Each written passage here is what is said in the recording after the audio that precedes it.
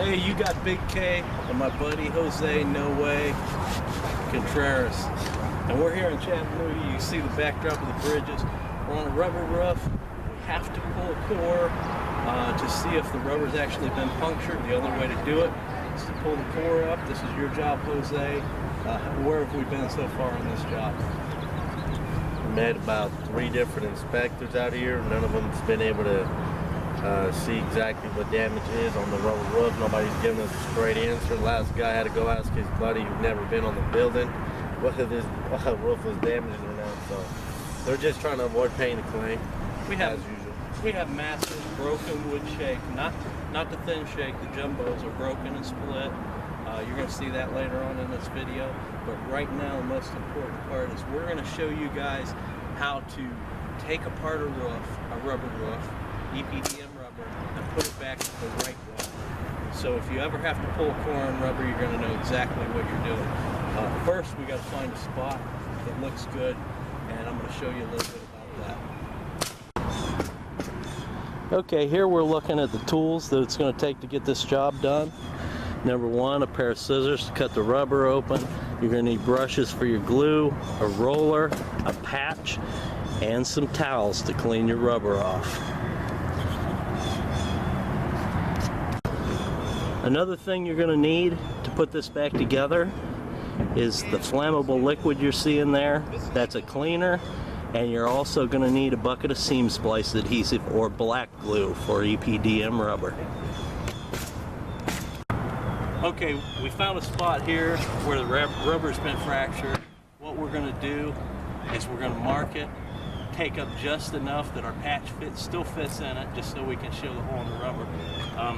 An easy way to find these leaks, these little pinholes, on a rubber roof, sometimes it's difficult, but if you spit on it, he said spit on it, you wipe it, now you can see the only thing that sticks out now is the actual pinhole, and it's right there in the center of the rubber, right in the center of my spit spot.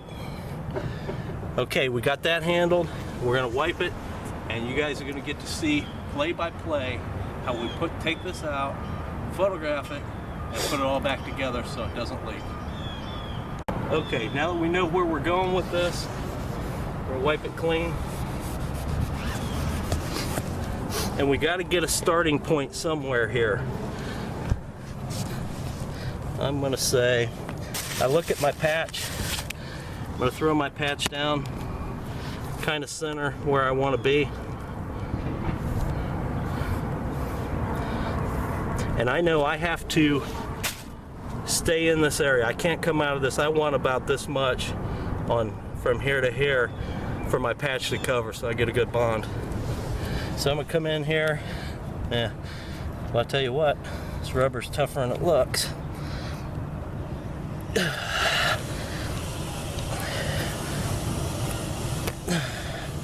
I'm gonna get me a slice started if I can. There it goes. That slice is what you want to start with. And you pull, once you get it up, slide your scissors in and oops, we did it backwards. You want to keep the little side of your scissors up. Once you get your scissors in, let the scissors do the work. You don't even have to push them, just push it down the rubber. And I think I'm going to flip this, maybe I'll flip this side up so the camera catches what we're trying to show you.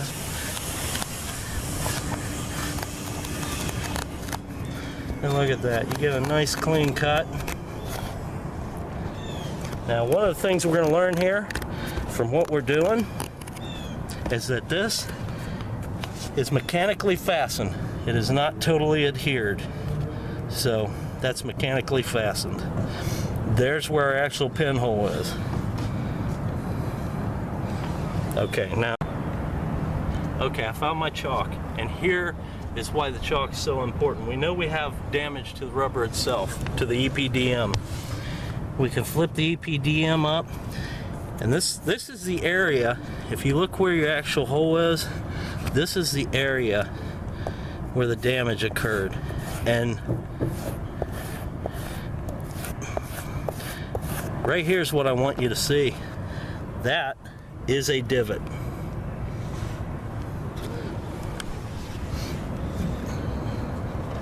Right on center. Right on center. Perfect. Doesn't get any better than that. Should we take a picture of the divot too? Yeah. We're gonna get a shot of the divot. Okay, it's hard to keep our phones from ringing this morning because we're busy, but boy, I want you to see with this rubber. I don't know if, oh yeah, it shows up right there. You don't even need actually to have the rubber up to tell if there's a divot, because the divot's been made in the rubber too. Rubber has an elasticity. This rubber has fibers in it, so a certain degree of it will go back, but the fact that this rubber has fibers in it causes the ding to stay. And I bet you we could chalk some more of these and they would be the same. You know, there's going to be places where it's divoted too deep, and the divot's actually in the fiberboard, which is beautiful. But here's what I want you to see, and I hate to keep spitting, but here we go again. I think I saw you in the video before, matter of fact, all that spitting. I don't know if you can see that, but right there's where it is. This is the problem. The hail hit and put a hole between the fibers. That's the problem that's going to stand out on this roof. And as time goes on, as this rubber dries out naturally, these are going to be leaks.